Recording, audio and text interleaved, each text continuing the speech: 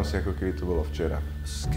Keď som hral s chalanmi volejbal a prišla nádherná, šarmantná slečna, tak mierne pojašaná.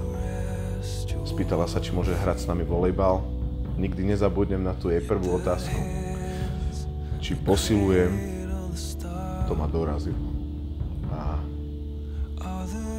vtedy získala také moje prvé sympatie.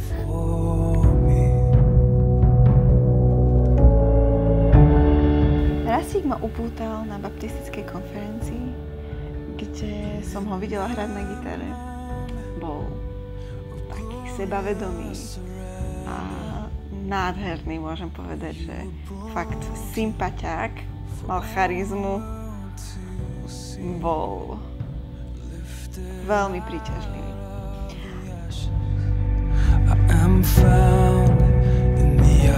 Po skončení YC, keď som videl tú usilovnosť pri Sandy, keď bola ako dobrovoľnička a balila tam káble, hľadala, kde všade môže pomôcť, poslúžiť, upratať, porobiť, hocičo.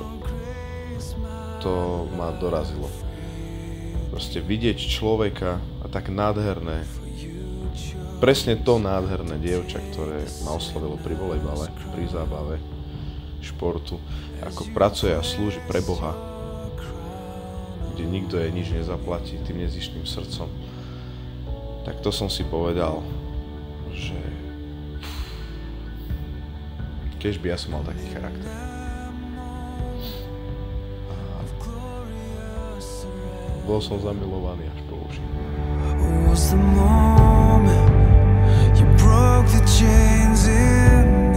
Moje srdce si získal hlavne tým, že som ho videla niekoľko hodín rozprávať sa s Romom.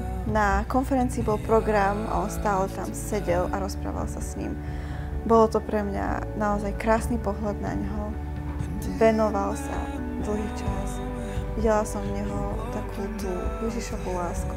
Bol dobrosrdečný a vedela som, že toto nie je hrané, ale toto je naozaj. A toto som chcela aj ja spoznať na svojom vlastnom živote.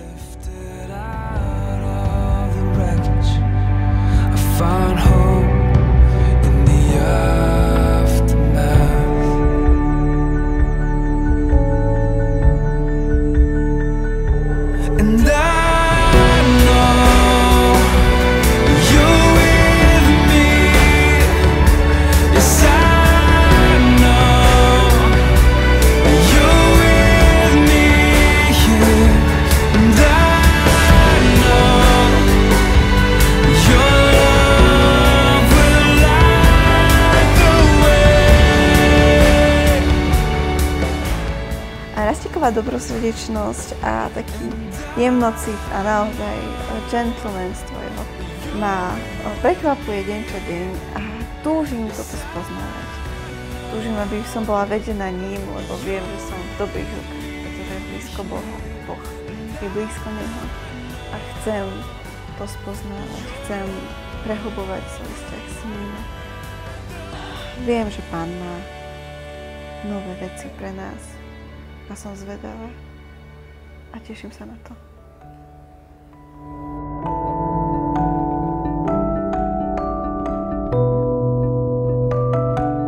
Preto dnes ani chvíľku neľutujem, že si beriem tú najsrdečnejšiu, najempatickejšiu Božiu služobníčku, Božiu ženu, ktorá je zároveň tá najkrajšia a najúžasnejšia pre mňa. Milujem ju celým srdcom a neviem sa dočkať na spoločnú službu a na to všetko, či ma Boh obohatí cez jej život.